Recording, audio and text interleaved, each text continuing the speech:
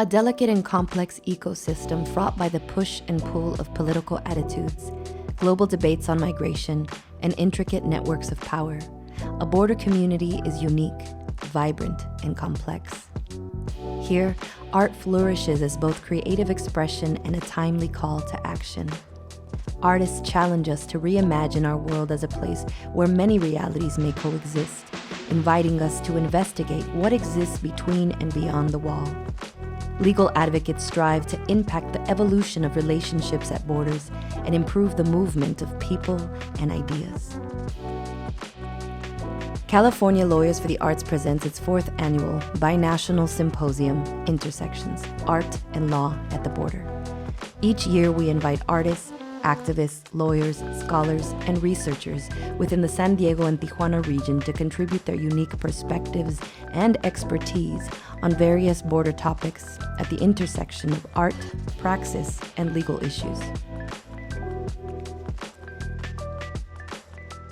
The symposium will occur the entire month of June and will be presented as a series of weekly virtual webinars. We are particularly excited to have the opportunity to celebrate with an in-person closing reception hosted by the Front Gallery in San Isidro on Thursday, June 30th. To register and for more information, please visit our website at www.calawyersforthearts.org. We hope you will join us for another year of insightful conversation, community building, and connection.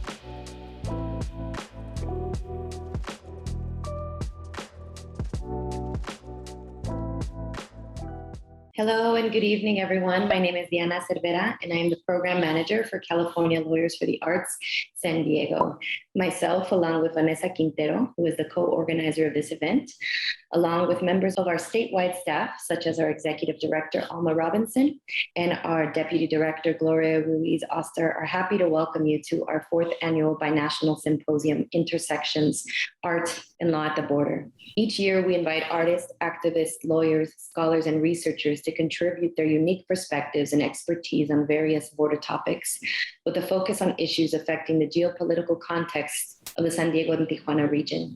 Buenas tardes a todos. Mi nombre es Diana Cervera y soy la gerente de programación con California Lawyers for the Arts, San Diego. Estoy aquí con Vanessa Quintero, que es nuestra coordinadora en Los Ángeles. También nos acompaña nuestra directora ejecutiva, Alma Robinson, y nuestra directora del sur de California, Gloria Ruiz Oster. Y le damos la bienvenida a Intersections, Arte y Derecho en la Frontera, donde cada año invitamos artistas, activistas, abogados, académicos e investigadores dentro de la región de San Diego y Tijuana a contribuir sus perspectivas y experiencias únicas.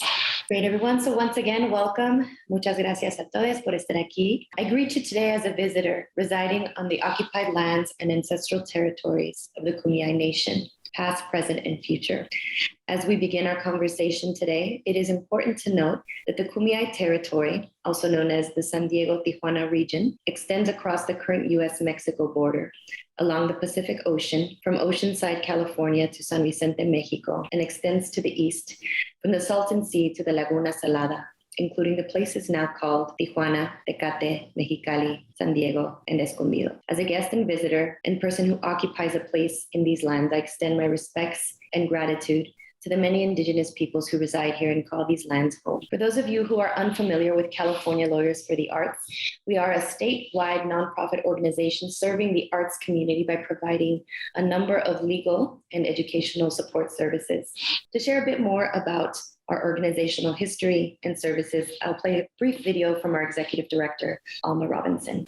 Hello, my name is Alma Robinson, and I am the Executive Director of California Lawyers for the Arts. CLA is a statewide nonprofit organization that was founded in 1974 to serve artists and arts organizations of all disciplines with advocacy as well as services that provide support with legal and business issues. With staffed offices in San Francisco, Berkeley, Sacramento, Los Angeles, and San Diego, we provide several core services. First, we provide legal counseling to specialized attorneys who provide assistance with a variety of intellectual property questions, as well as contract reviews and negotiations, and other important business issues. Depending on the client's financial status, legal assistance may be available on a pro bono or reduced fee basis.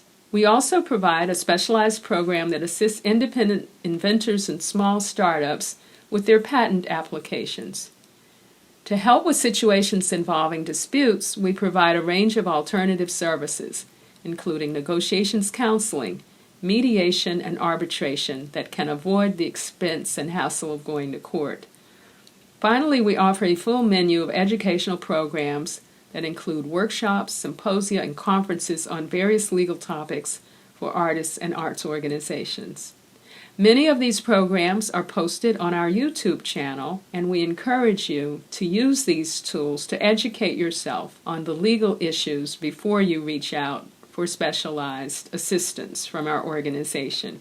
Thank you for joining today's program, and please consider joining CLA on our website at www.calawyersforthearts.org so that we can continue to maintain our full range of services. Thank you.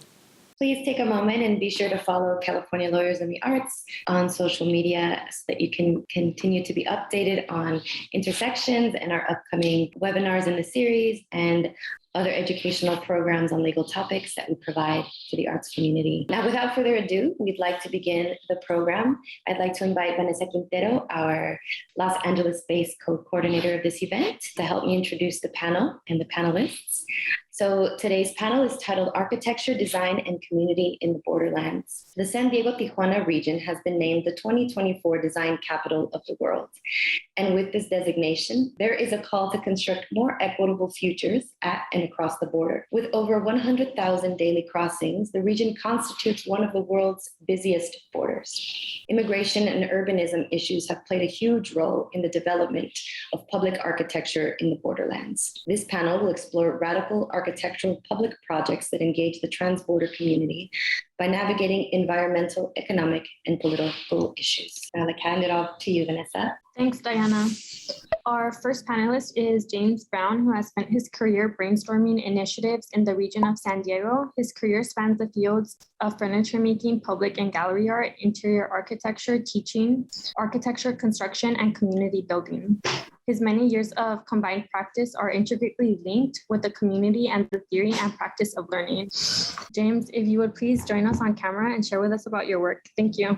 Thank you very much. And thank you, CLA, for the kind invitation to attend this panel. I appreciate it very much.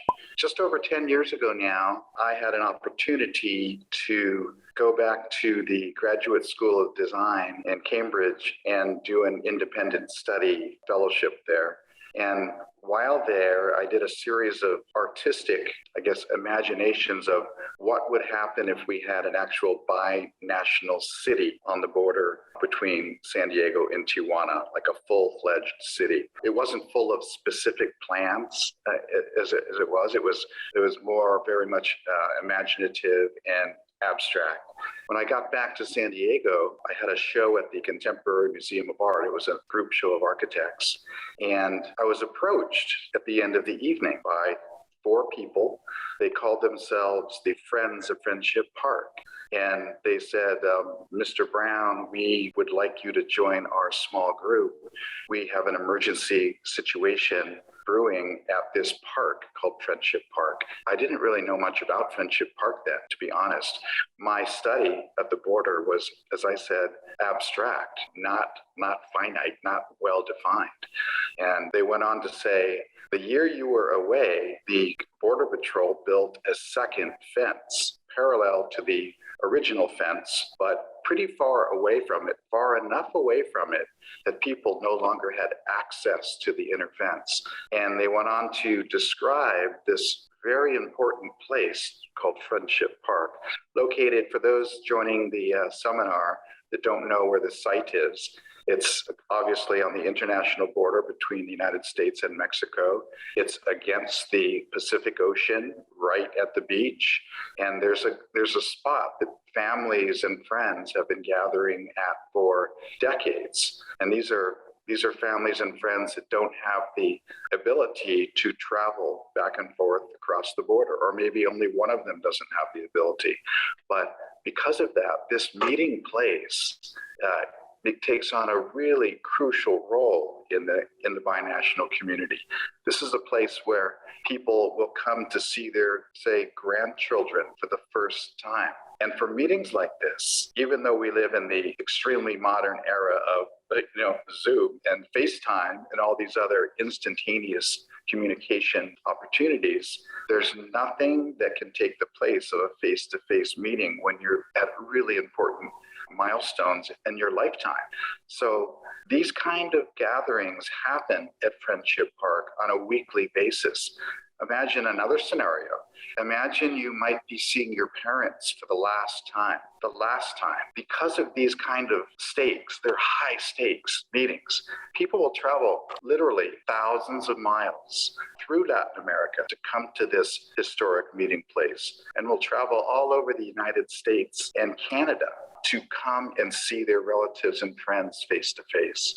It's a beautiful, beautiful, and vitally important park, while simultaneously being one of the most militarized, ugly, very difficult to feel comfortable in spaces that I've ever set foot in myself. It's an awful place. So what I was engaged in for many years, and we are still engaged, this group, we call ourselves the Friends of Friendship Park, are very difficult negotiations with Border Patrol, the San Diego sector. We've been meeting with the Border Patrol chief for many years now, sometimes quarterly, sometimes once a year.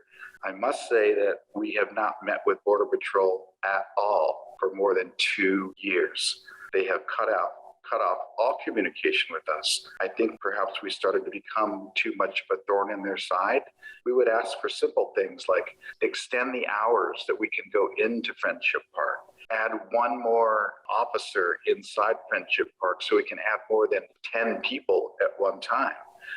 We constantly have the debate, well, we don't want to limit the time that family and friends can meet with each other, but at the same time, there's a line outside and they're just waiting for their opportunity to come in and meet their families and friends. So there's lots of nitty-gritty, difficult, unpleasant negotiations that have gone on for a long time. Fairly recently, I had an opportunity to present a different idea.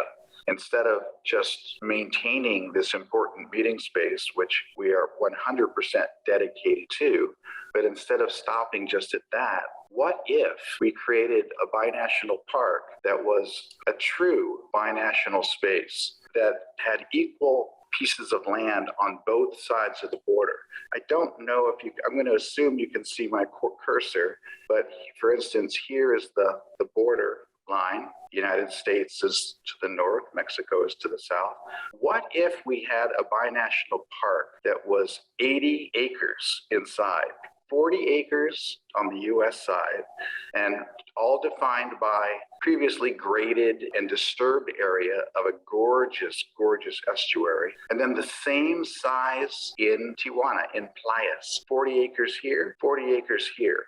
It would, interestingly, it would allow access for the first time for Tijuana Mexican citizens to come into the binational park and stand at the edge of this vast, beautiful estuary to the north. This would be a 24-hour international binational park. None of the ownerships on either side. In the United States, there is state land and federal land. In Mexico, in Playas, it's very complicated. There's private land, municipal land, state land, federal land. None of that changes. All of the buildings stay owned by who owns them now. All of the physical buildings stay intact unless, say, the owners chose to do a remodel or build something new. Of course, these kind of things go on as they always have.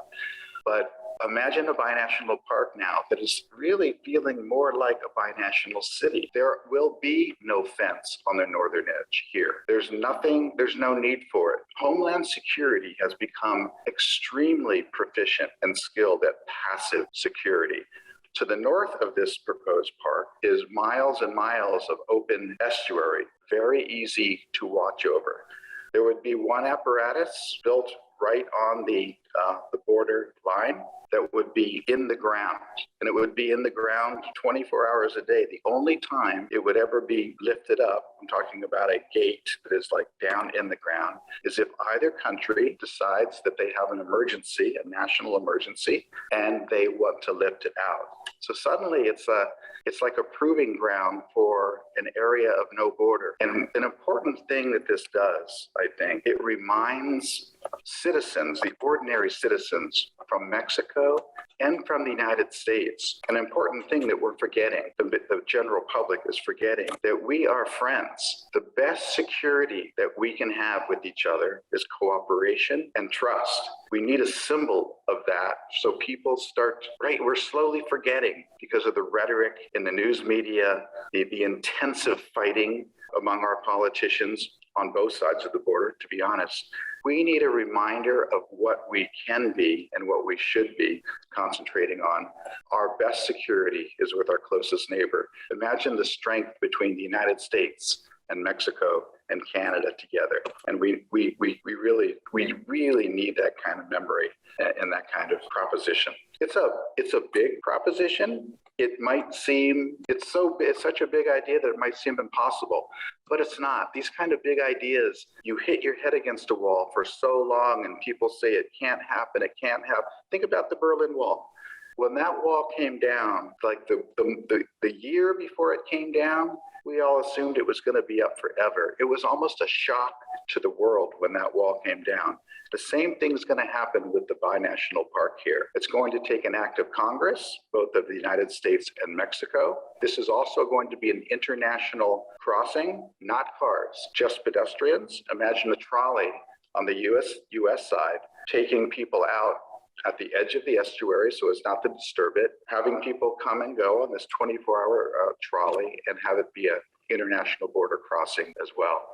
So over this time, we've been gathering community input. There's so many people that work and are engaged in this community, probably 100 organizations minimum. We are not seeking to create a plan that solves all the problems. For instance, if this project was actually done by the US and Mexico, it would be hundreds of millions of dollars to do a project like this. So we're not attempting to get sign-off on all of these things. More, it's a conceptual plan to remind people that something big like this is not only possible, but it's necessary. It's time to send the message to each other, citizen to citizen. If we start at that level, we're hoping that eventually the politicians will grab it and slowly push it forward. I think it will be done personally. I think there's a good chance it will be done in my lifetime, and it would be a wonderful thing to see. We've set up a place to work on it for the next 2 years. We're part of World Design Capital. I think the Friendship Park is a really, really interesting project that caught the ears and the heart of the judges, and is one of the reasons that San Diego Tijuana is part of World Design Capital as well.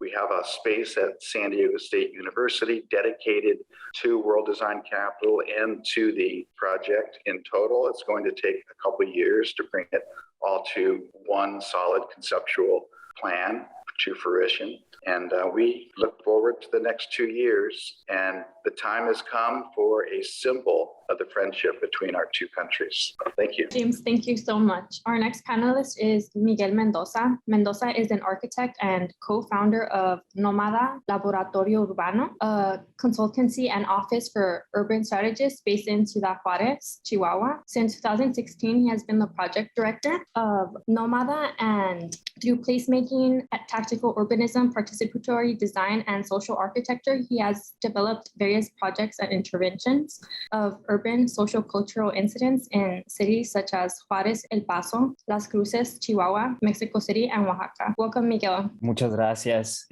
Pues bueno, agradeciendo mucho el espacio, nos encantaría primero empezar pues relatando que somos de alguna manera vecinos. Es un gusto acompañarlos desde la frontera hermana de Ciudad Juárez, El Paso. Y bueno, si me permiten compartir la pantalla. Perfecto. Justo lo que nosotros queremos compartir es precisamente el quehacer urbano que hacemos en esta frontera.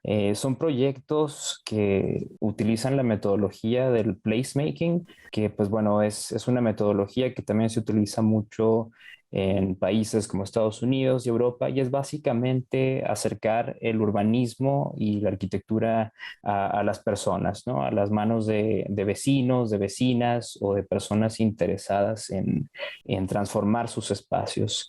Justo hablando del tema de fronteras, si bien tenemos nuestra ciudad hermana del Paso, Texas, dentro de Ciudad Juárez también existen muchas fronteras. Somos una ciudad muy dispersa, de baja densidad. Somos realmente habitantes que estamos acostumbrados a derivar por la ciudad, encontrándonos con muchos obstáculos desde las vialidades.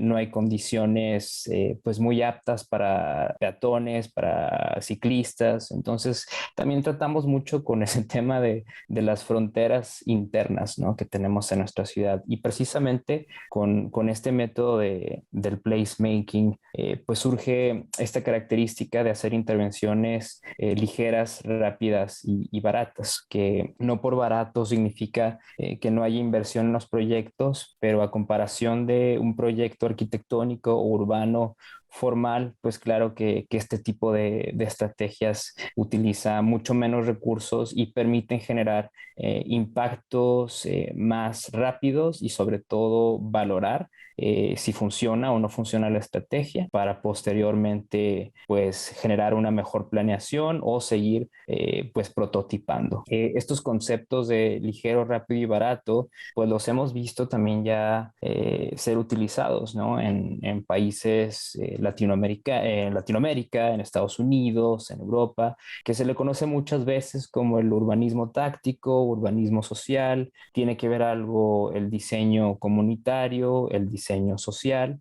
Y pues bueno, son estas estrategias que particularmente en Ciudad Juárez las utilizamos con vecinas y vecinos que habitan espacios alejados de la mancha urbana, en las periferias.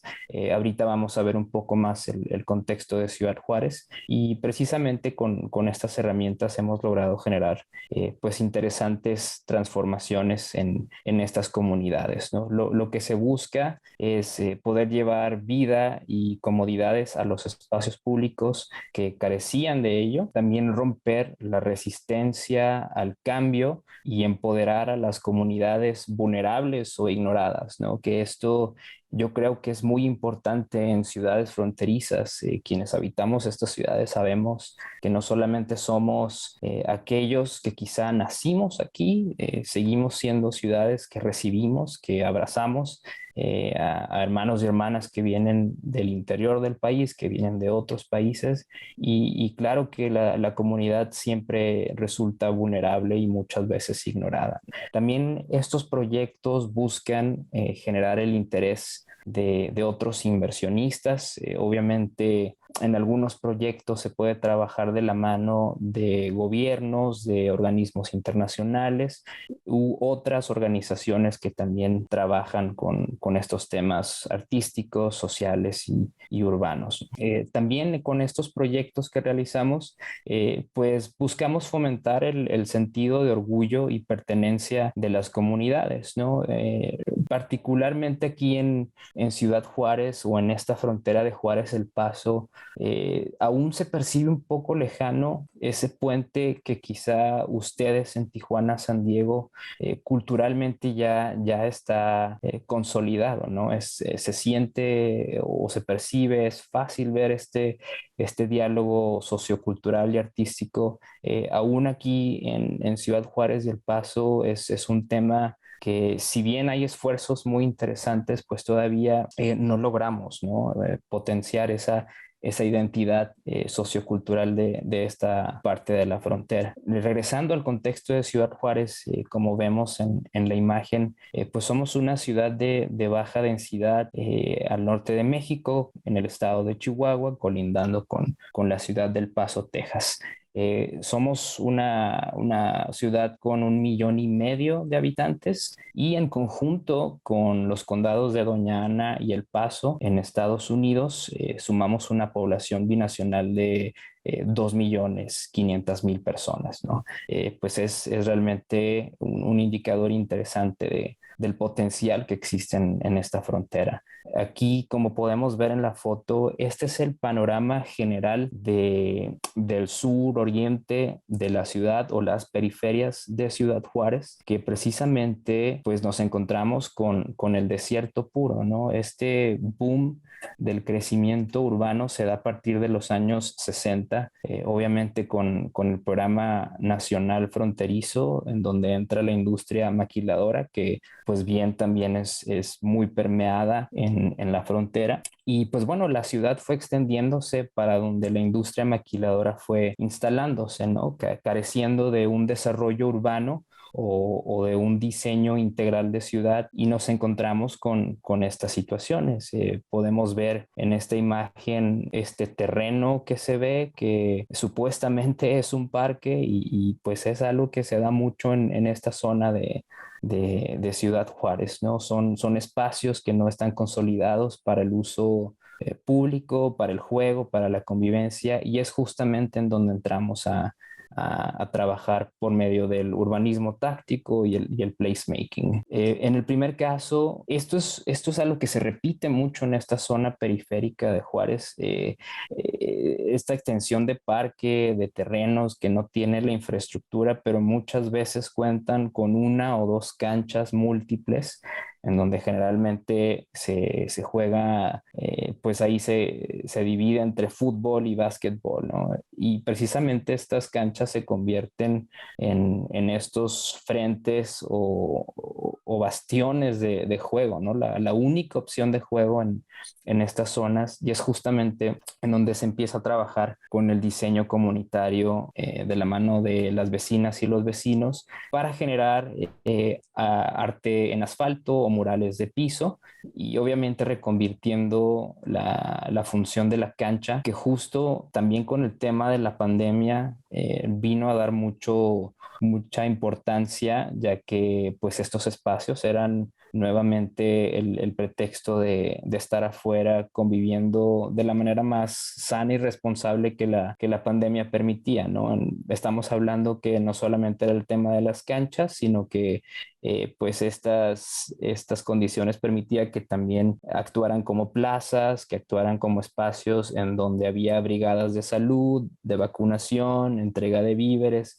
Entonces, bueno, estas herramientas y estas aplicaciones es justo lo que buscan, ¿no? La transformación y el hacer híbridos los espacios públicos, ahora sí que a través de los usos que las y los vecinos buscan. Y pues bueno, justo nos gusta decir que estos proyectos no son técnicamente arte urbano, sino son más bien collage de la comunidad en base a una expresión de identidad sociocultural, ¿no? Aquí vemos algunos motivos de cultura del desierto. Esta paleta de color se escogió justo por los tonos de los amaneceres y los atardeceres que son pues símbolo, ¿no? de esta zona del desierto. Pues bueno, aquí podemos ver el cambio, que nuevamente estas estrategias quizá no tienen la capacidad, ¿no? de una transformación entera de un parque, pero sí empezar a sembrar estas semillas de transformación sociocultural. Nuevamente, en otro polígono de la periferia del sur de Juárez, se trabajó con este mismo esquema, también durante el contexto de la pandemia.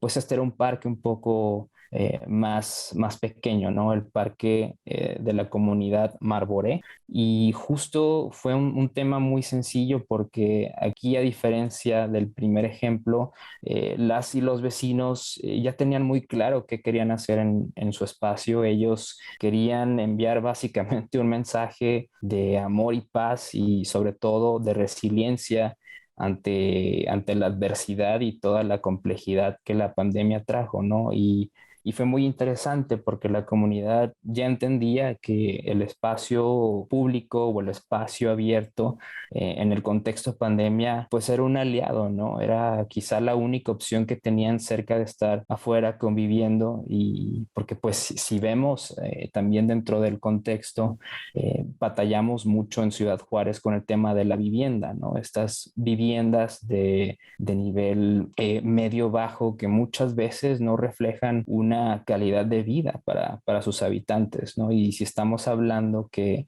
estos espacios tienen ahora sí que más vivienda que parques y espacio público, con mayor razón toma importancia este tipo de intervenciones, ¿no? Y justo estos son como pequeños momentos y narrativas que se van dando en el proyecto y pues bueno, ya totalmente empieza a surgir otra dinámica con las vecinas y los vecinos, ¿no? Aquí justo en la fotografía del lado derecho, pues vemos este fenómeno que comentaba hace unos momentos, ¿no? En algunos espacios hay partes que pueden ser parque y en otros simplemente quedan terrenos vacíos, ¿no? Y bueno, justo con el tema ya más cercano al bordo fronterizo, en el centro histórico de Juárez también existe una problemática pues de poca organización, de poco interés por parte ahora sí que de comerciantes, de los tomadores de decisiones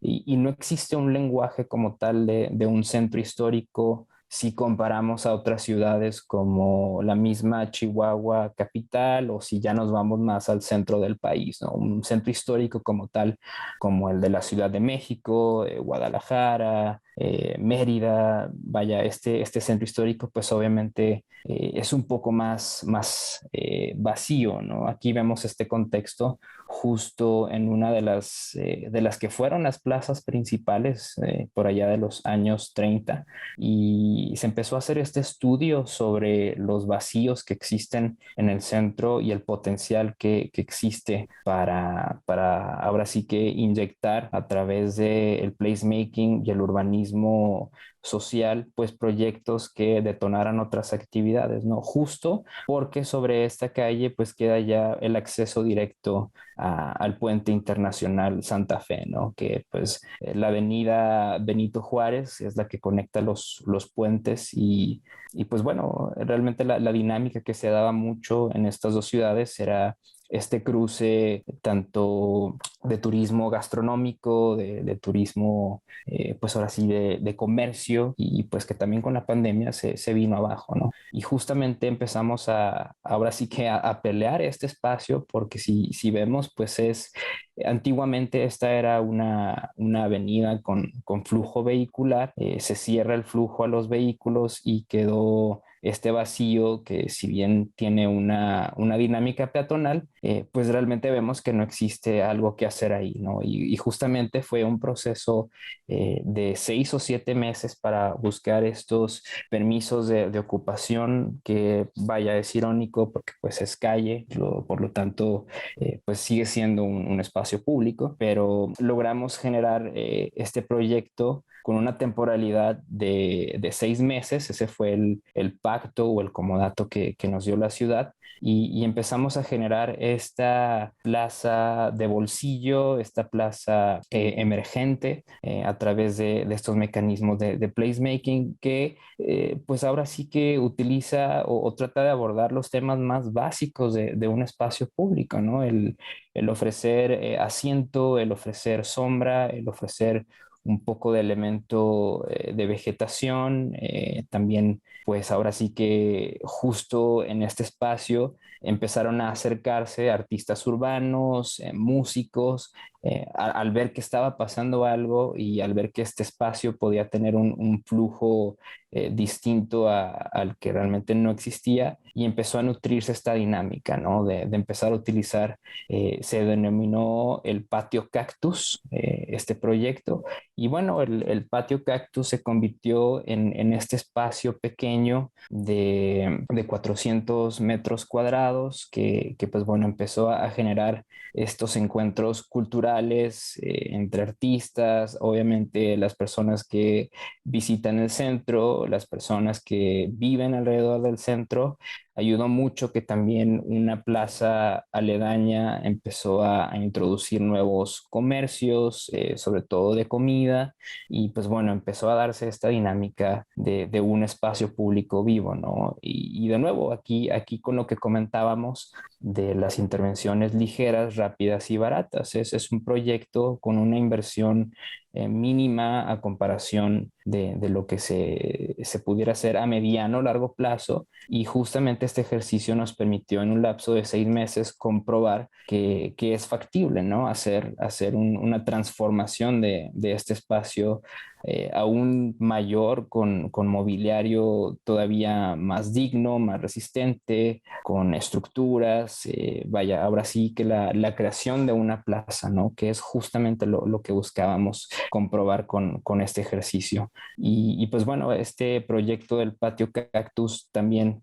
justo trataba de transmitir estos mensajes, ¿no? Son lugares para todas las personas, y por lo tanto todas las personas que estemos en este espacio nos compete cuidarlo y utilizarlo de manera responsable, ¿no? Y bueno, creo que el objetivo se logró a lo largo de 6 meses, y justo ahorita estamos en este proceso, pues de nuevo largo, ¿no? De ya proponer la reconversión de estos vacíos a plazas formales, ¿no? Que de nuevo, como mencionábamos, es estirar estas fronteras que tenemos internas dentro de la ciudad. Y pues bueno, justo para no extenderme tanto, lo mismo sucedió con este parque al sur de Ciudad Juárez, y en este caso sí pudimos realmente ya meternos a proponer la intervención con mobiliario pues de mayor durabilidad.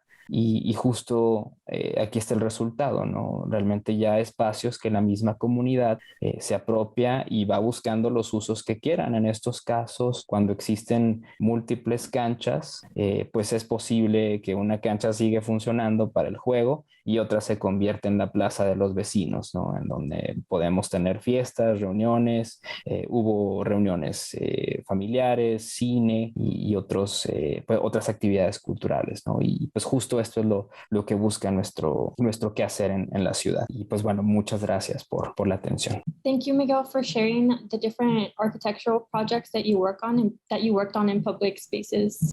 Now I'd like to introduce our final panelists, Teddy Cruz and Fauna Foreman. Teddy Cruz is a professor, of visual arts at the University of California, San Diego.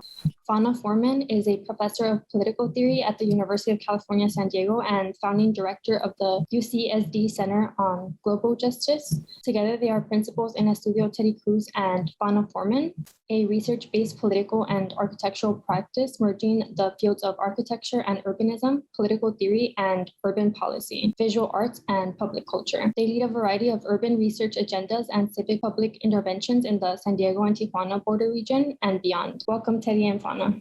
Thank you so much. Thank you so much for that introduction. We're delighted to be here with you. Thank you for this invitation. So we'd like to share with you our research-based practice, which is embedded here at the San Diego-Tijuana border. We really see this zone as a microcosm of all of the injustices and indignities faced by vulnerable people across the globe. Political violence, climate disruption, accelerating migration, rising nationalism, border building everywhere, deepening inequality, and the steady decay of public thinking.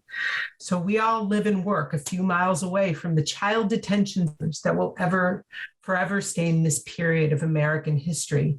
San Diego, Tijuana has become a lightning rod for American nativism. And although the news cameras come and go, tens of thousands of Central Americans wait at the wall for asylum that never comes.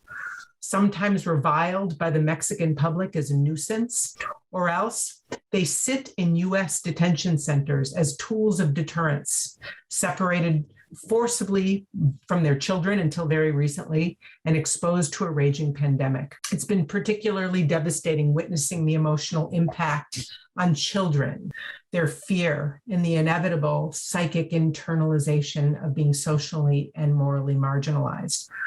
Hopefully there's relief on the horizon, but the prospect of more border porosity in the coming period is drawing even more people north. And climate change will inevitably accelerate these flows in the years to come. A recent United Nations survey found that 72% of arriving migrants at this border are agricultural workers, and that agricultural instability was a major factor in their decision to walk north. So global injustice is an intensely local experience for us in this part of the world. Now, against these local atrocities, border communities and activists on both sides of the wall continue to confront and productively circumvent unjust power. Some of this takes the shape of bottom-up civic agency that exposes and counters unjust power, confronts hateful political narratives, and transgresses boundaries. Much of it arises informally through everyday collective practices of adaptation and resilience in conditions of scarcity and danger. Over the years, Teddy and I have accompanied some of these bottom-up emancipatory transgressions and eruptions of democratic will in close partnership with agencies at the front lines. With them, we are advocating for a longer view of resistance, a more systematic approach to the drivers of injustice, and strategic thinking about cultural, institutional, and spatial transformation in the border region.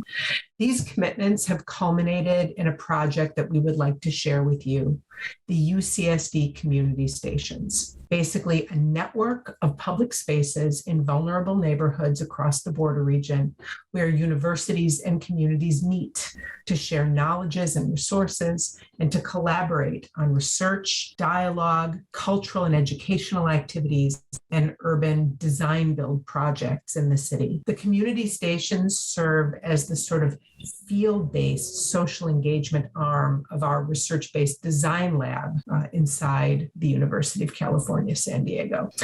So here we are with our team and some of our community partners in Tijuana just before COVID-19 hit.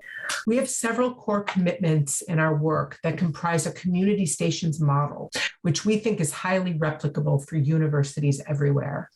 I will introduce these commitments. Teddy will then take you on a tour of the 4 community station sites, and then I'll conclude with a few words about how our programming at these sites link with border conditions across the world. So first of all, we localize the global. We've all resisted the idea that global justice is something that happens out there in the world somewhere. Living and working where we do, we don't need to learn about territorial conflict, migration, poverty, and climate justice by going far away. We are minutes away from an international border in crisis, and this enables an amazing proximity between studio and field, between theory and practice, what we like to think of as a critical proximity. Of course, going local here means recognizing ourselves as a region, a site of interdependence. Despite the wall and the ugly political rhetoric designed to divide us, we are a binational ecology of flows and circulation, and our future here is intertwined. Air, water, waste, health, culture, money, hope, love. These things don't stop at walls. We build trust bridges, long-term partnerships between our university and border communities. We're not like many university programs that come and go, diagnosing problems, extracting data, and then disappearing. We don't disappear. We're there for the long haul. Relatedly, we decolonize knowledge. We're keenly attuned to power dynamics when universities and other rich institutions arrive in communities. And we're critical of both extractive research methods and humanitarian problem-solving missions. We don't do applied research, and we don't do charity. We're not a service learning program. Academic culture is filled with vertical assumptions that we know more, that we're trained to solve the world's problems if only they would listen to us. We're committed to horizontal practices of co-production, engaging communities as partners with knowledge and agency. Everyone contributes, everyone learns, and we do things together in the border region that no one can do it alone. And along these lines, universities too often take for granted the resources that communities invest when they work with us: time, space, social capital, labor, knowledge. As a matter of epistemic justice and labor equity, these contributions need to be validated and compensated. We're curating two-way flows, inside out and outside in, unsiloing our campus and inviting activists and community leaders into the campus to teach with us. Because today's challenges demand intersectionality, right? Everything we do on migration, climate change, environment, health, labor, education, urbanization, all of it is refracted through the lens of social transformation. We are committed to building what we think of as a cross-border citizenship culture, a sense of belonging that is defined not by the nation state or the documents in your pocket, but by the shared interests and aspirations among people who inhabit a violently disrupted civic space. Those who benefit from narratives of separation and mistrust prefer that we remain a fragmented public, that the idea of citizenship divides us rather than unites us. We seek to inspire more inclusive imaginaries of coexistence and cross-border citizenship in this contested territory. The community stations are really a model, urban co-development between the public university and community organizations to fight gentrification of border neighborhoods. Each station is designed, funded, built, programmed, and maintained collaboratively between our campus and a community. And in the end, we are really rejecting conventional strategies of urban beautification and innovation that turn our public spaces into sites of consumption. We question the agendas of the creative class and their pop-ups, which accelerate gentrification too often and appropriate arts and culture for private ends. We believe public space must become civicized, a site of dialogue and contestation, and infused with resources to increase public knowledge and community capacity for political and environmental action. So for us, urban justice is a distributive concept requiring not only the redistribution of resources, but also the redistribution of knowledges. We designed the community stations as a reciprocal knowledge infrastructure, as both a collaborative education platform and a model of shared urban intervention. We claimed that the economic and programmatic power of our public university can be leveraged for communities to develop their own public spaces and social housing. As a distributed system of public spaces transgressing the wall, the community stations spatialize social justice, mobilizing cross-border citizenship through cultural action. With our community partners, we have co-developed 4 community stations, 2 in San Diego and 2 in Tijuana. We'll take you quickly through a tour from north to south. The UCSD Earth Lab Community Station is a partnership with Groundwork San Diego, an environmental justice nonprofit located in the low-income, primarily Black and Latinx neighborhood of Encanto, a community characterized by high unemployment, low educational attainment, food insecurity, and cyclical poverty. The station occupies a 4-acre vacant parcel owned by the San Diego Unified School District, who granted the parcel to our partnership to increase educational capacity for the 8 public schools within walking distance of the site. The goal was to promote circulations between traditional classroom-based learning and outdoor experiential education. This access to municipal land gave us leverage to assemble a unique cross-sector collaboration between a major research university, a local school district, and a grassroots organization to co-develop public space, placing education at the center of community development. Before COVID-19 hit, 3,000 kids and their families circulated through the Earth Lab each year, and during the current transition, it continues to operate as an outdoor socially distanced classroom. Recently, the school district committed capital monies towards a more refined physical resolution of the site for what has been so far a largely informal effort. while UCSD, our university, will invest in sustainable educational programming, research, and management in collaboration with Grantwork San Diego, who will steward community participation. Pedagogic zones at the site will be focused on habitat restoration through energy, water, food, and community programs, all wrapped by indigenous Kumeyaay knowledges and environmental practices.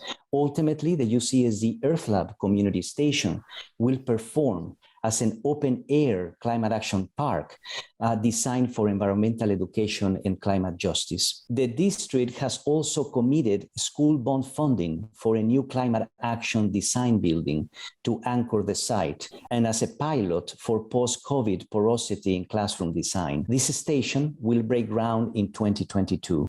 Moving south, the UCSD Casa Community Station is a partnership with the nonprofit Casa Familiar, a 30-year-old community-based social service organization. It is located in the border neighborhood of San Isidro, site of the busiest land crossing in the Western Hemisphere. The community is 90% Latinx and has one of the highest unemployment rates, lowest median household incomes, and worst air quality in San Diego County. The heart of this community station is a beloved historic church that sat for decades in disrepair and which we were able to rescue through this project with our partners. During construction, the building had to be lifted for installing new foundations. During the times of so much political violence inflicted on this border community, the surreal image of the church levitating with Tijuana's informal settlements in the distance inspired a sense of hope for the local residents. With the adaptive reuse of this historic building as catalyst, we designed the UCSD Casa Community Station as a double project, a parcel-sized social infrastructure made of spaces for cultural and economic activity is flanked by affordable housing. The organizational design of the parcel through a system of linear stripes with a variety of small-scale buildings, each performing different roles, was also a deliberate strategy to mobilize diverse financial streams to fund the different building typologies. Leveraging programmatic investments by the Mellon Foundation to support the educational, cultural, and research programming between the university and the community, Casa Familiar and UCSD secured capital investments by the Park Foundation and Our Place America to build the social service infrastructure. These investments were essential for Casa Familiar to qualify for a $9 million new market tax credit development package facilitated by the local municipality. Effectively, Casa Familiar is now an alternative developer of affordable housing for its own community of San Isidro, and public space was the detonator. We renovated the historic church into a community theater with an outdoor stage. This performance space is flanked on one side by a series of small accessory buildings for Casa Familiar's social programming, and on the other side by an open-air civic classroom pavilion. This social, educational, and cultural infrastructure anchors 10 units of affordable housing at both ends of the parcel, all mediated by pedestrian walkways. We completed construction of this station in February, just before COVID-19 hit, and the residents moved in.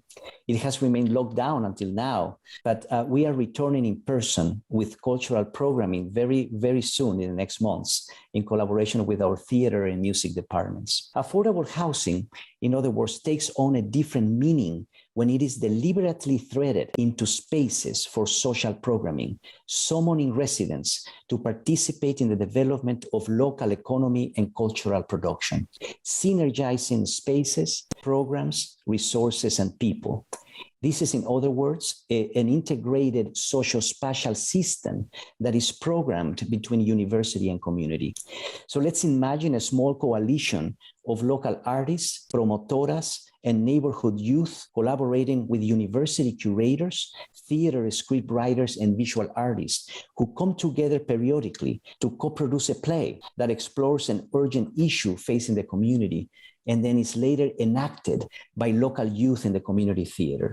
These artistic productions are rooted in neighborhood stories and become bottom-up evidentiary material to increase public knowledge and policy transformation. Before moving across the border, allow me to pause for a moment to summarize a couple of concepts and share how these processes behind the two San Diego-based stations exemplify several core commitments or building blocks in our practice. First, in conditions of poverty, housing needs to be embedded in an infrastructure of social, economic, and cultural support. In other words, we must rethink affordable housing from autonomous units into relational social systems. Housing must be public infrastructure. Density should not be measured by a stupid number of objects, by an abstract number of objects or people per area. Density must be understood instead as the intensity of social and economic exchanges per area. Migrant neighborhoods at the border have taught us that these exchanges, mobilized by bottom-up urbanization, is the DNA for democratizing the city into more inclusive and plural environments. Zoning must stop being punitive, preventing socialization. Instead, it should be conceptualized as a generative tool that anticipates, stimulates, and organizes social and economic activity in neighborhoods. The developer's pro forma is architecture's financial plastic. Inside the mathematics of this spreadsheet, our services as architects amounts to 15% of a project's construction cost. This undercapitalized asset can be mobilized as collateral for development. Nothing should prevent us as architects from designing or becoming developers of our own projects, and by association, nothing should prevent communities from doing the same. The sweat equity, in other words, of architects, cultural producers, and community leaders, the economic equity of public universities, and municipal protocols for accessing public parcels can all be bundled, aggregated to enable communities to develop their own neighborhoods. This truly has been our story. So now moving across the border, our two community stations in Tijuana are located in the Laureles Canyon, an informal settlement adjacent to the border wall. I will take a few moments to describe this incredible context. This location is at an important juncture of conflict. Here, the topography of Tijuana's canyons clash with the border wall before spilling northbound into an environmentally protected estuary in San Diego, now layered with security infrastructure. At this hotspot, the conflict between natural and jurisdictional systems and between ecological and political priorities is profound. As we zoom in further, we witness a collision between the estuary in the US, the border wall, and the informality of the Laureles Canyon, which is home to 92,000 people. This aerial video shows Laureles Canyon and the precarious condition of the informal settlement that has sprawled on its slopes. This site sits 30 minutes from our campus and demonstrates the dramatic proximity of wealth and extreme poverty in our region. Laureles Canyon is impacted by dump sites, drastic erosion, flooding, and landslides. And all of this is exacerbated by the dramatic precipitation fluctuations of climate change. And because Laureles Canyon lacks water and waste management infrastructure to mitigate these impacts, much of the trash, along with tons of sediment, flows downstream, ending in the estuary in San Diego, contaminating this bioregional and shared binational asset. In other words, here at this location, the border wall is truly an artifact of environmental insecurity. These impacts have intensified in recent years because of the profound lack of collaboration between San Diego and Tijuana to manage these cross-border flows. In the last decades, 70% of the open lands of Laureles Canyon has been lost to irregular urban growth. We have been identifying and bundling on squatted lands in the settlement that are still environmentally rescuable to shape an archipelago of conservation. We are advancing an ambitious regional project called the Cross-Border Commons, an environmental conservation initiative that links the estuary in the US with the informal settlement in Mexico, forming a continuous social and ecological envelope that transgresses the wall and protects the environmental systems shared between these two border cities. Another important contextual note before I introduce the two Tijuana stations is that Laureles Canyon has also been the site where we have advanced our research on informal urbanization. As we have written over many years, the informal settlements of Tijuana are built with the urban waste from San Diego, recycling architectural parts to construct habitation and infrastructure.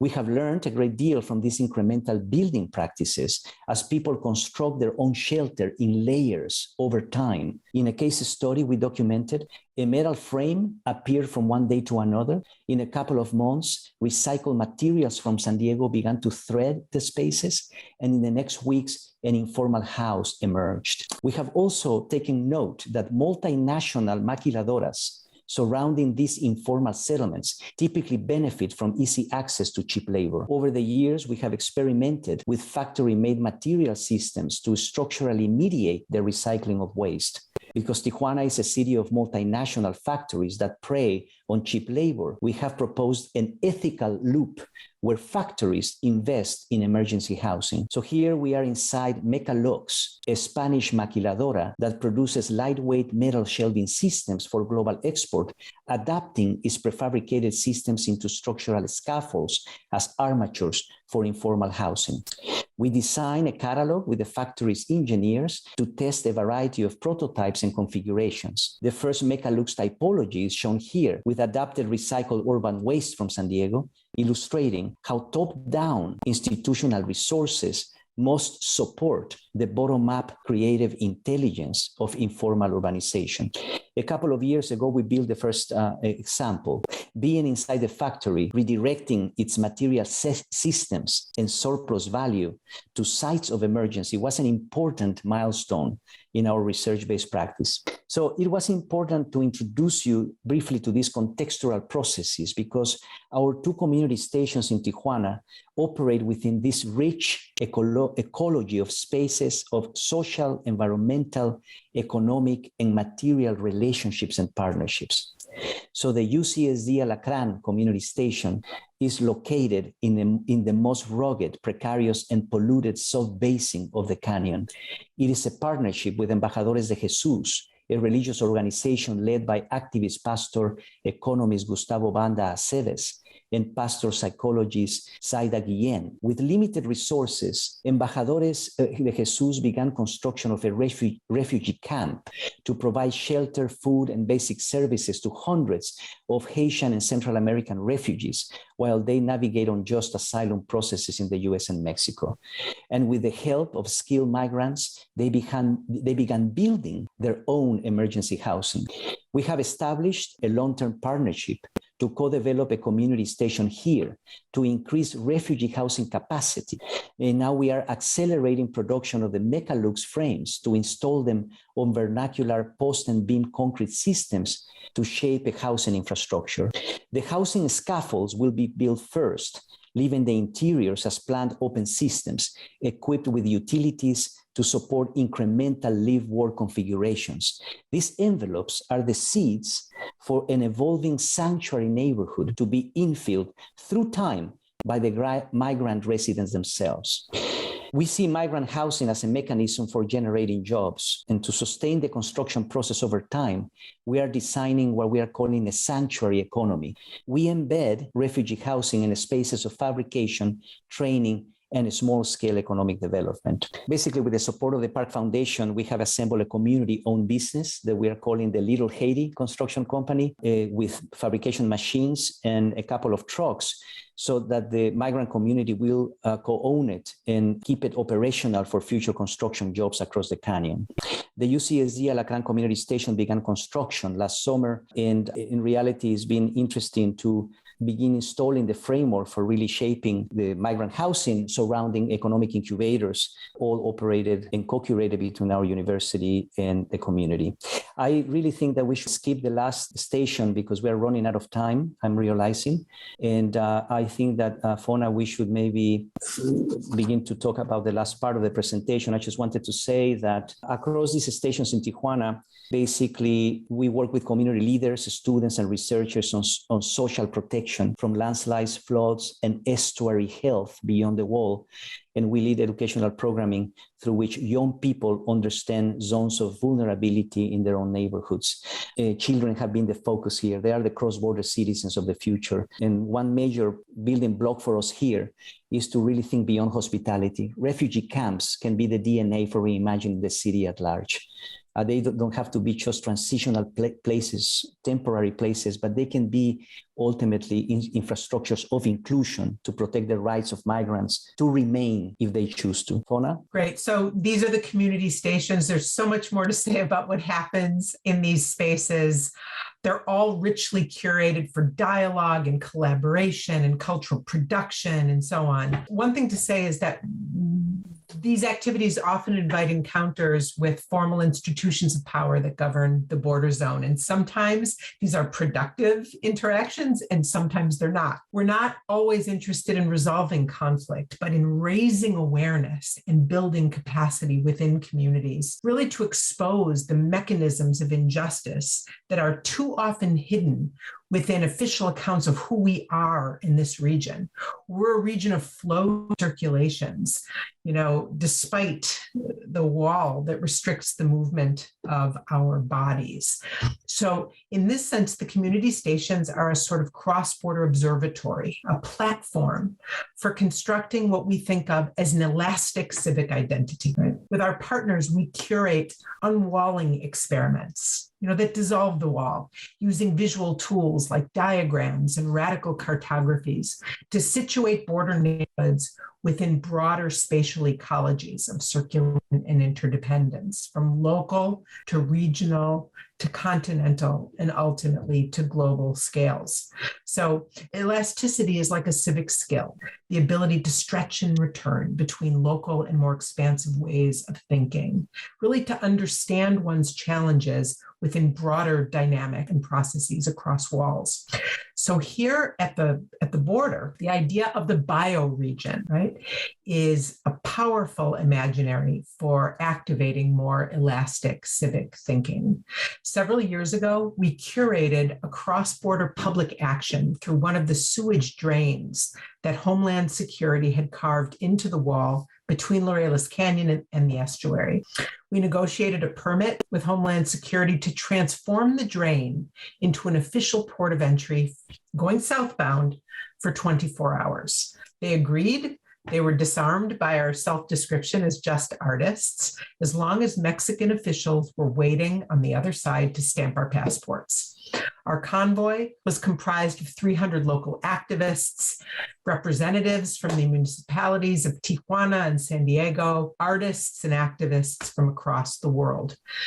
As we moved together southbound under the wall, we witnessed slum wastewater and plastics flowing northbound toward the estuary beneath our feet.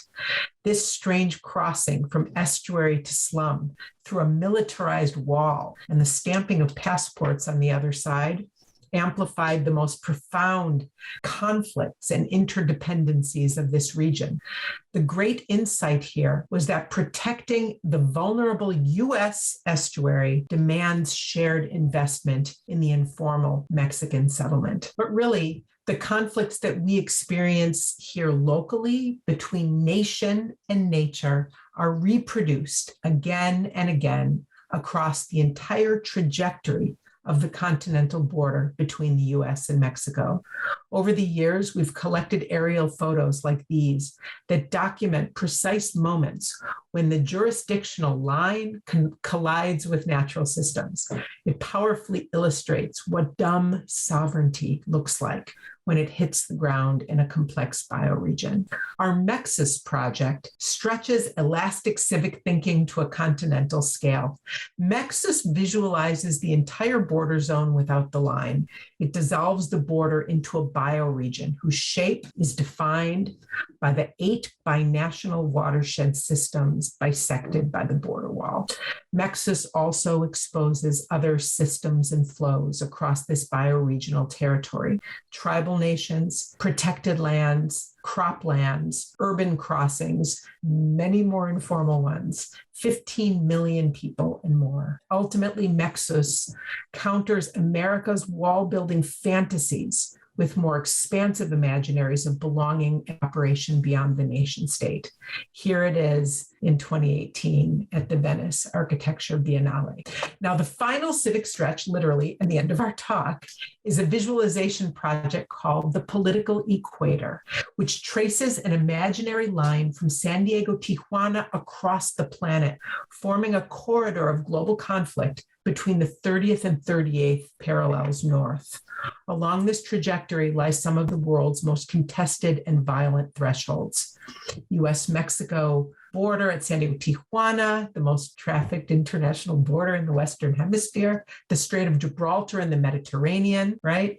The sort of passage from North Africa into Fortress Europe, the Israeli-Palestinian border, India, Kashmir, Pakistan, India, the border between North and Korea, and the accelerating militarization of the South China Sea. Now, visualizing this political equator in red alongside the climatic equator below here in green was an astonishing discovery for us, because the ribbon in between them, give or take a few degrees, contains our planet's most populous slums, its sites of greatest natural resource extraction and export, and its zones of greatest political instability, climate vulnerability, and human displacement. And when these parallel lines are applied to the Pierce quincunxial projection, from above, the Arctic becomes protagonist with its melting ice caps, dramatic sea level rise, coastal vulnerability, and human displacement. So in the end, this collision of nationalism and border building, climate catastrophe, and forced migration is the global injustice trifecta of our time. But as we said at the beginning, these dynamics always hit the ground somewhere, right? And are experienced by people locally in everyday places like our border region. Thank you so much. Thank you. Thank you both so much. And I can invite all the panelists, todos los panelistas, if you'd like to join us on camera. First and foremost, I wanted to just say today's panel was titled Architecture, Design, and Community in the Borderlands. And I think that collectively the presentations and the talks presented today really hit on the heart of the intention for this panel. And I think each of the presentations exemplified how powerful it can be to push the imaginary, right, within a region or within a context like a border that is so, the conditions are militarized and violent, and how art, how design, how collaboration with communities and kind of stretching the ways that maybe we often work can really be powerful and transformative. Just to kind of like summarize, I do have some questions. I think that each of you presented how powerful dreaming can be within a context, right, where we don't think sometimes. I am transborder, so a lot of the images that you all showed today in your presentation are very familiar to me. Like you all said in your presentations, the folks that inhabit these regions know the answers, know what it's like. So maybe if each of you could go around and share that in your work, maybe I know that some of you did touch on this, what are some of the challenges and what are some of the gems that you've found, right, with collaborating with community? Like I know, Miguel, you showed the process of a space being transformed. I thought that was amazing. James, you showed a pitch for a park that is truly binational, right? That's a beautiful dream.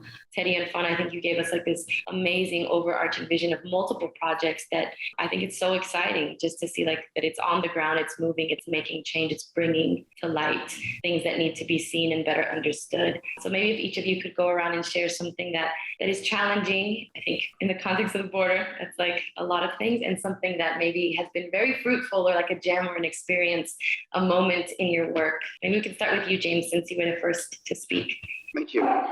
I would say the biggest challenge that a surprising challenge actually that that I've seen in the last 2 years, I think I just assumed, and a lot of us just maybe assume that when there was perhaps new leadership in the White House, things would change. Something would change for the better. There'd be like a little crack that we could widen and force our way through in a way. And I haven't noticed any change at all in the space that I'm working in, and especially even trying to get meetings with Homeland Security. As an example of something that happened fairly recently, I had a chance to present the binational park scheme to the new governor of Baja California on the U.S. side, and they arranged through the Mexican consulate to have their, they came in several cars and have the meeting at Friendship Park. And then when they informed Border Patrol that I would be attending the meeting with them, they said, well, you can go into the Friendship Park, but we're not letting him in. So it was really a little bit frightening. It's like, what? Like, what? Why? Like, I'm having a hard time even communicating with Homeland Security or local Border Patrol.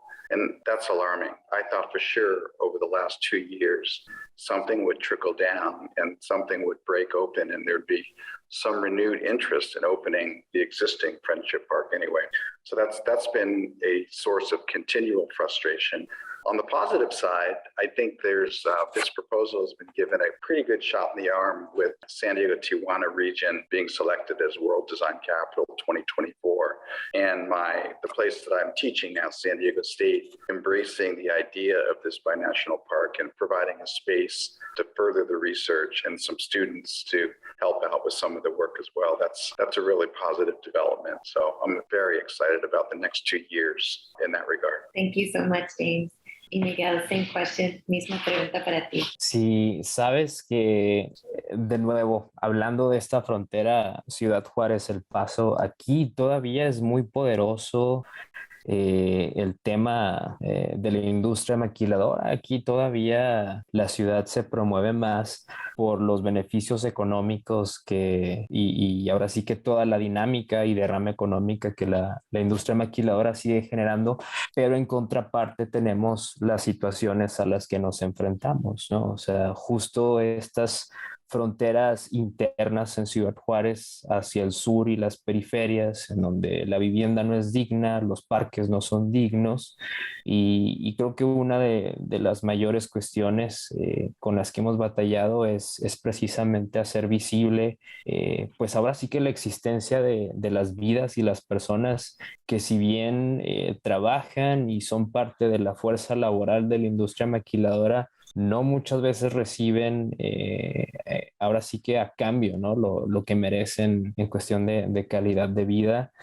Sobre todo nosotros trabajando más con el tema de parques, de plazas, de espacios públicos y de calles, pues creo que es algo a lo que estamos enfrentándonos constantemente, ¿no? Y justo en esta parte sur y de la periferia de Juárez, que pues bueno, ya es prácticamente hacia el desierto de Chihuahua, pues justamente también ya empieza a verse pues la ocupación de algunas viviendas que pues fueron abandonadas. Aquí hay un problema de vivienda deshabitada muy fuerte, que con estas nuevas migraciones que vienen llegando, sobre todo pues hay presencia de población cubana, de población haitiana, y empieza a verse esta ocupación de las viviendas que estaban deshabitadas, ¿no? Entonces, obviamente, digo, desde nuestra trinchera tratamos de utilizar el espacio público como este catalizador,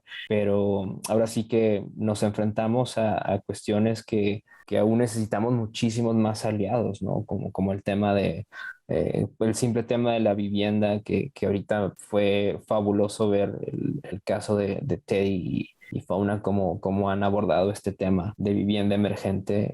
Creo que aquí también es mucho campo que todavía tenemos que explorar. In your work, I just love the way that you showed the process, like the original space, like the basketball court, and the process and the change that it brought to the community. Not to simplify like it being just color, but the fact that it's like you brighten this space. So anything that you can like share from that, like just like I know you did talk about in your presentation, like some of the moments of people now gathering or being attracted to this just for you personally as one of the artists working on this, como something gratifying in that? Because I just wonder how that must have felt to like see that change, you know, at least even watching it in the presentation, it was just beautiful to watch. Gracias. Sí, pues mira, lo que comenté en la presentación, aquí hay un movimiento muy fuerte de artista urbano, de arte urbano, pero justo también hemos tratado de moldear este proceso en que nosotros somos más bien facilitadores, no llegamos a imponer un proyecto de arte ni una propuesta ya prediseñada, sino la cuestión de generar el proceso con la comunidad y sobre todo el brindarles las herramientas básicas que te puedes poner a dibujar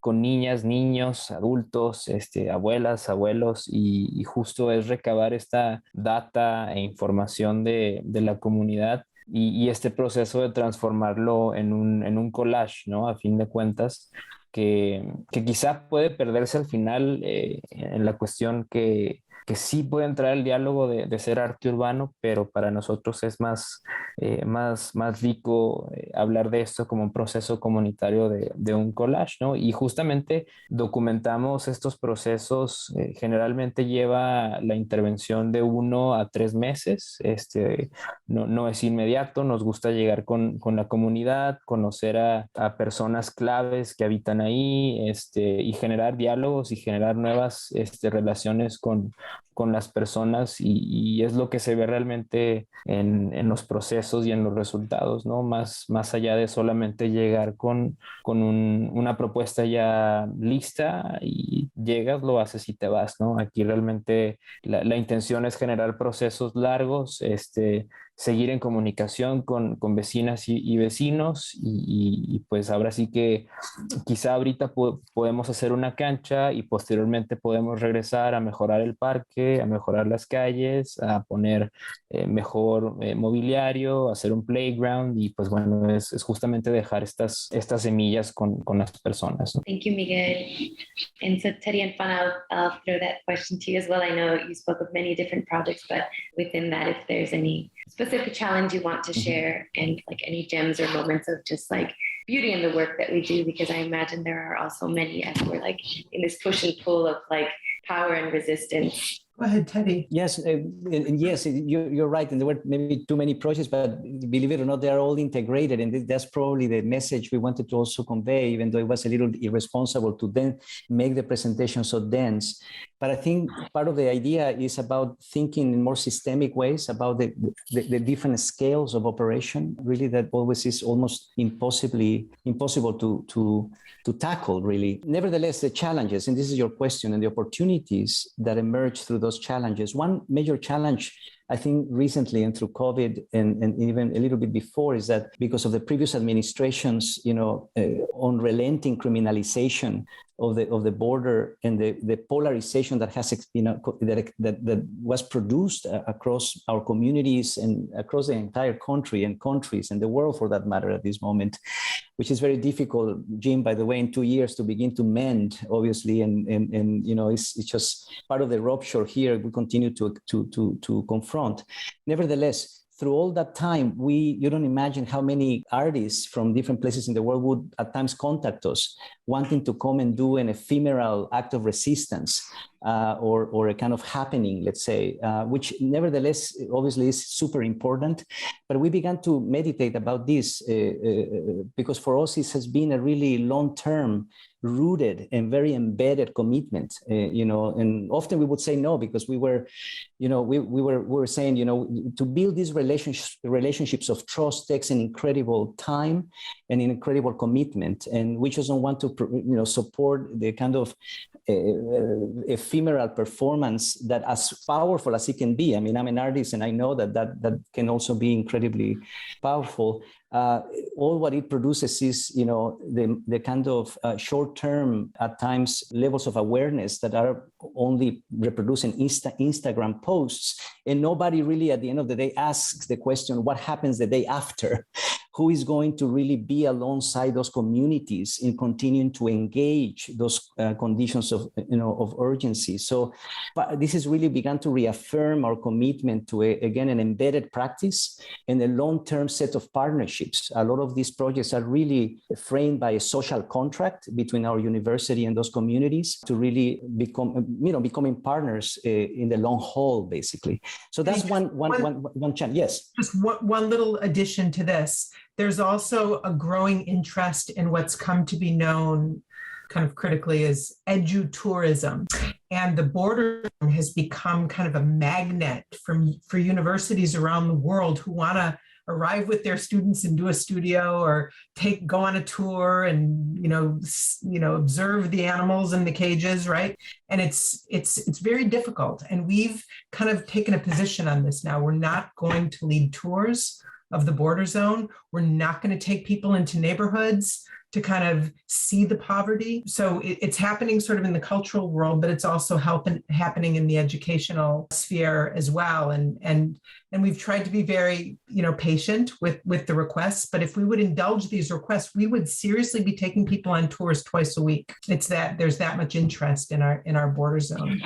So in any case, just to finish it, yes, that's true. Another part of this is that it began to open up a very important commitment to rethink public space, less as a site of leisure and neutrality in that sense, a kind of short-term, but more as a place that needs to be injected with very deliberate tools to increase community capacities for political action. And this is where education then is mobilized. And through that, the understanding that obviously communities can accompany a process towards policy transformation. And that was the other challenge, is about continuing to witness, this is what Jim was saying, institutional lack of accountability of institutions. Many of the projects in Tijuana continue to suffer, from very opaque bureaucracy, similar to San Diego, very long-term economic development costs.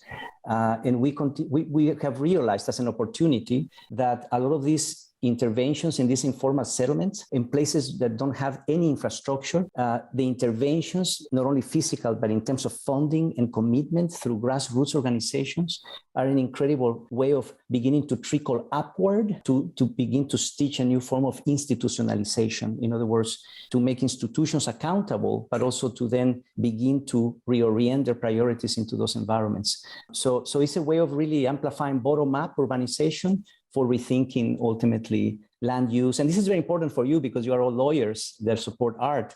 I think that part of the issue here is how to begin understanding that just because obviously laws exist, it doesn't mean that they are just. And part of this is about institutional transformation, rethinking land use policy, rethinking a variety of conditions that both in San Diego and Tijuana continue to perpetuate a huge myopia and ultimately a horrible unaccountability. Thank you, everyone. And I think on that note, I think something that rings true within all the presentations is something that Fauna mentioned, this concept of epistemic justice and equality, and starting to think about this exchange that happens. But each of you in your processes, I think, in your practice of how you engage with the communities, whether it's art making practice, whether it's a pitch for an idea for the revitalization of Friendship Park, I think are all working to model this. I think Teddy and Fauna mentioned this as well as something that can be replicated, not just in universities, but in the way that people approach, especially border zones. So I thank you all for your presentations. And I think there's one question that I did see come in. I don't know whoever might want to take it. I'll read it in Spanish because it came in Spanish and maybe our translators can translate it. En lugares fronterizos de México suele estar presente grupos criminales. ¿Sienten que esto afecta significativamente sus proyectos? So in border zones of Mexico, there is often the presence of crime. Do you all feel that this might impact significantly any of your projects? Well, I can say Teddy and I have been leading students across the border for 20 years and we haven't lost one yet. And, I think what it is it's about countering biases and perceptions of a criminality that, is projected as totalizing when in fact it really isn't. You use common sense, and we teach our students to use common sense, and we immerse, we dive, and we dive deep. So it really hasn't impacted our our willingness and our desire at all. In fact, it's a way of teaching our students about overcoming bias more than anything. I would like to add that certain forms of urban development that is exclusionary, that marginalizes, that gentrifies, is also criminal. It's also a violent blow to our social and environmental assets, our collective sense of well-being. So let's not forget that institutions also can exert huge havoc, which ultimately might be verging into criminality as well. Exclusion and marginalization continues to be an issue here. Obviously, the places where we work at simple sort of face value, they might seem places that are full of precarity, poverty, backwardness, and criminality. But in our mind, they are also the places where a new type of civic imagination can begin to be stitched, that is based on empathy, cooperation, and so on. So it's about biases. And I understand the question. There is definitely stuff happening, right? And it has always been happening there. But let's not think of that as separate also from other forms of violence that come from the top down. Perfect. Thank you so much. I think that this could be a good place to wrap. And I just wanted to, again, thank each of you for your time here with us, each of your projects. I think there's so many questions I personally want to ask each of you and keep chatting with you. So I hope I will get the chance to. But thank you again so much to everyone who also attended. I wanted to take a moment to quickly thank some of the funders that supported this program: the City and County of San Diego, the Commission for Arts and Culture, the Los Angeles County and City for Arts and Culture, the Department of Arts and Culture. So once again, thank you all for joining. This is the first installment of our 4-part series, Intersections, Art and Law at the Border. I hope we will see you at the next few panels. Teddy, James, Miguel, Fauna, thank you so much for your time. I learned so much from listening to you all, and I would love to continue the conversation. Definitely would love to have you also attend the other panels. Thank you so much and have a great night. Diana, thank you from us. And Jim, it was so great to reconnect. Have a great time the rest of time and over there in Europe. And Miguel, it was great to meet you. Wonderful work you're developing in Ciudad Juárez. And thank you everyone for hosting us. Thank you very much. Thank you, everyone. Thank you. Have a good night. Thank you so much.